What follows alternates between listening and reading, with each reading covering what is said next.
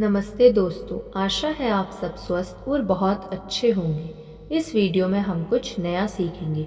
भाषण के दौरान विराम का उपयोग वाक्पटुता के लिए किया जाता है। हालांकि एक वक्ता हकलाने के बावजूद प्रभावी वक्ता हो सकता है, लेकिन बार बार अटकने से प्रभाव नहीं जमाया जा सकता। इसके अलावा एक प्रभावशाली वक्ता के लिए महत्वपूर्ण वाक्य या मुहावरे की शुरुआत या अंत में विराम लेना आवश्यक होता है। कोई वक्ता इस सिद्धांत को नज़रअंदाज करने की भूल नहीं करता। यह वह महत्वपूर्ण सिद्धांत है जिसका इस्तेमाल लगभग सभी महान वक्ता करते हैं। इस सिद्धांत को आत्मसात करने तक अभ्यास करना चाहिए।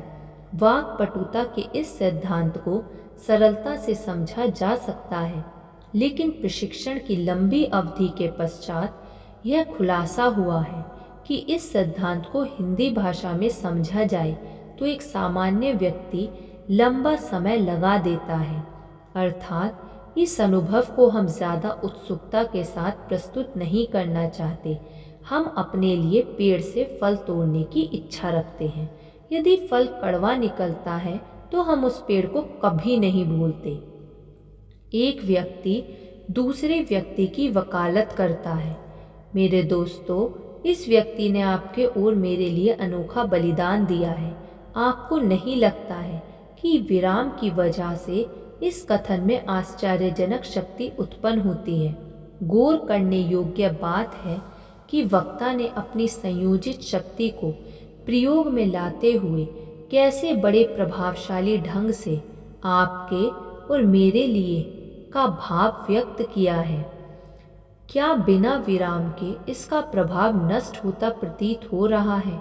स्वाभाविक है कि पहले से सोचे गए इस विचार के साथ वक्ता ने पूरे ध्यान से विराम का सटीक जगह पर प्रयोग किया। वक्ता ने अपने विचार को एक पल के लिए भी नहीं भटकने दिया। खास है, वक्ता की प्रस्तुति में बलिदान जैसे भारी शब्द के बावजूद भटकाव का असर नहीं महसूस हुआ।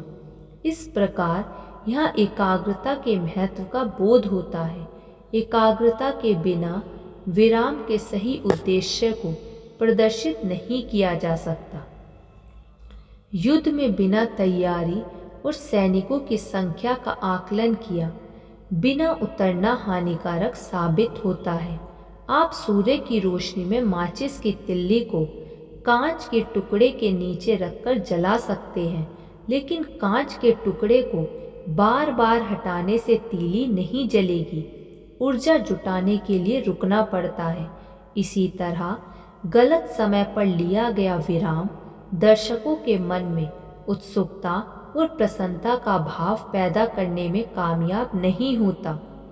तेल के कुएं का ढक्कन अक्सर खुला रहता है, लेकिन ज़्यादा प्रभाव के लिए तेल के कुएं का ढक्कन कुछ समय के लिए बंद करना पड़ता है। दरअसल इस प्रकार प्रवाह को शक्ति संयोजित करने का समय मिल जाता है। अर्थात व्यवहारिक ज्ञान को उपयोग में लाना चाहिए।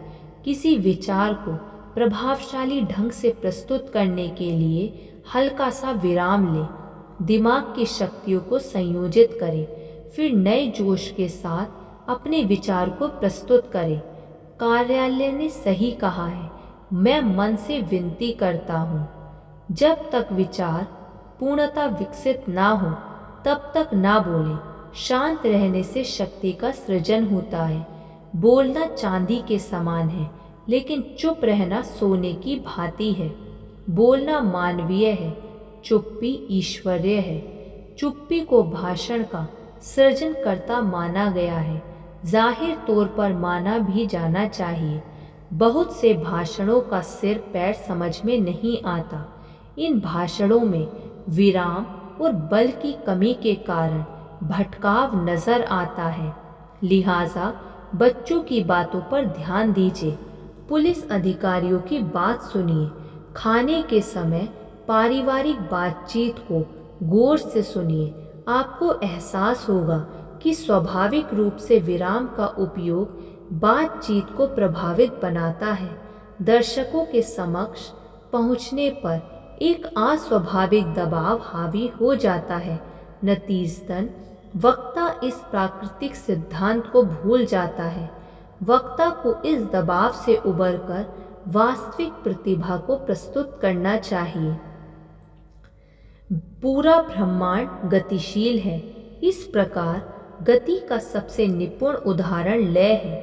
ठहराव भी लय का अहम हिस्सा है। सटीक ठहराव के लिए प्रकृति के नियमों का अनुकरण करना चाहिए। दिन रात, वसंत ग्रीष्म, पतझड़ और शीत ऋतु, इन सभी मौसमों के बीच में एक ठहराव होता है।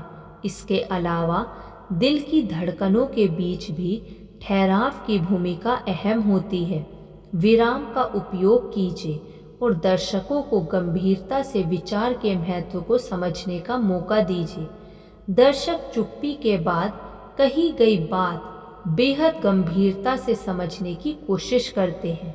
ग्रामीण इलाकों में रहने वाले बच्चे छुट्टियां बिताने के लिए जब किसी शहर में रहने वाले रिश्तेदार के यहाँ जाते हैं तो मोटर गाड़ियों की आवाज़ें उन्हें चौंकाने का काम करती हैं, जबकि शहरी लोगों पर उन आवाज़ों का कोई प्रभाव नहीं पड़ता है। शहरी लोग चारों ओर मोटर गाड़ियों के लगातार शोर शराबे के आदी हो जाते हैं।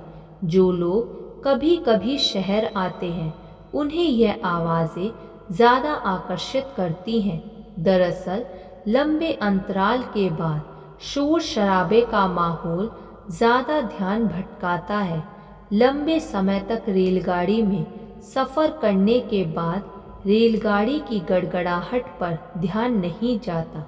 यदि आप दूर टंगी दीवार घड़ी की टिक टिक ध्यान से सुनने की कोशिश करें तो थोड़ी देर में आवाज़ साफ सुनाई देने लगेगी। दरअसल ऐसा करते वक्त आप वातावरण में मौजूद बाकी आवाज़ों से अपना ध्यान हटाने की कोशिश करते हैं और टिक टिक पर ध्यान केंद्रित करते हैं। इस नियम को समझिए और इसके लिए खुद को तैयार कीजिए। इस नियम को बार बार दोहराइए। एक ठहराव के बाद सोचा गया विचार ज़्यादा प्रभावशाली होता है। रात के मुकाबले सुबह कही गई बात ज़्यादा प्रभावशाली होती है, क्योंकि रात में नींद के द्वारा मिले विराम की वजह से सुबह एकाग्रता ज़्यादा होती है। ईश्वर की सृजन शक्ति को एक ठहराव के बाद 7वें दिन बल मिला था। आप आश्वस्त हो गए होंगे कि दर्शकों का दुर्बल एवं अनंत दिमाग भी इसी तरह ठहराव की अपेक्षा रखता है। प्रकृति का अनुसरण करें, उसके नियमों पर ध्यान दें और भाषण के दौरान इन नियमों का पालन करें। धन्यवाद। ऐसी और वीडियो सुनने के लिए आप इस चैनल को सब्सक्राइब कर लीजिए और इस वीडियो को लाइक कर दीजिए। धन्यवाद।